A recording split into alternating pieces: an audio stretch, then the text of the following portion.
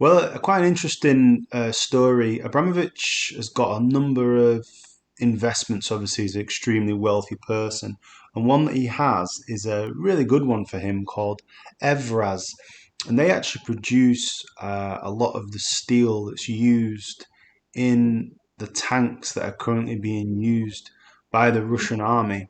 And it's interesting that 8 days ago he transferred his shares before the invasion happened. And analysts have said that the transfer of these shares could make him less vulnerable to financial sanctions.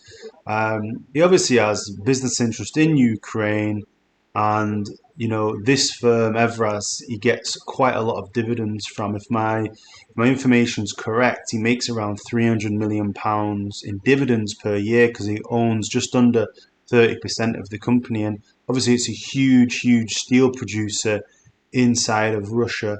And but as I say, the interesting thing is that he transferred that shareholding from the Virgin Islands registered Greenleys International Holding to obviously make it less vulnerable to sanctions. Um, and it also could make it easier for him to sell on. Obviously, those shares and most of Russian stocks and the ruble, the currency of Russia, have plummeted. And you've obviously seen that many Western companies, oil companies, BP amongst them, are looking to sell their shareholdings.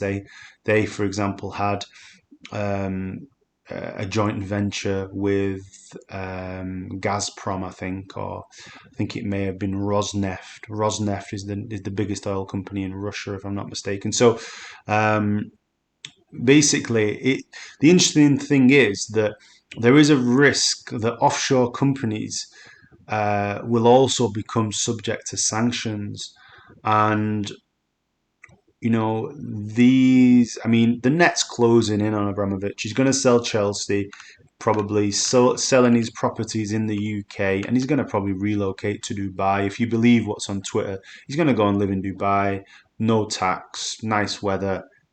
People speak English. It's a pretty good location. Um, so let's see what happens because the sanctions. It's interesting actually that the EU have been more militant with their sanctions than the UK have, and the EU is historically a very slow, cumbersome organisation, and it's interesting that they've gone in on Usmanov, but. The British sanctions aren't really as wide ranging at this moment, actually. So um, another thing to look at is that Abramovich did invest in the Russian oil giant Rosneft in 2006, and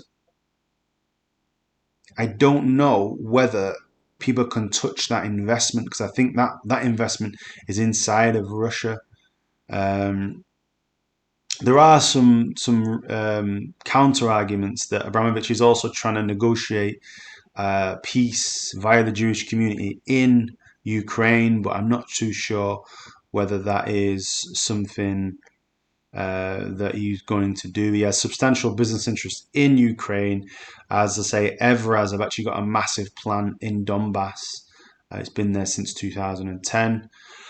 So the prolonged war has obviously hit the Russian economy. The sanctions are going to get worse and worse, and it looks like the net's closing in on Abramovich, on all the oligarchs who have been in the city of London and who have had their money in London. But they may look to circumnavigate these. They may look to take their wealth out of the UK.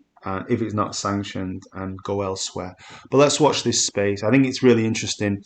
It's actually interesting in how rich people avoid tax, but that's probably a different debate altogether.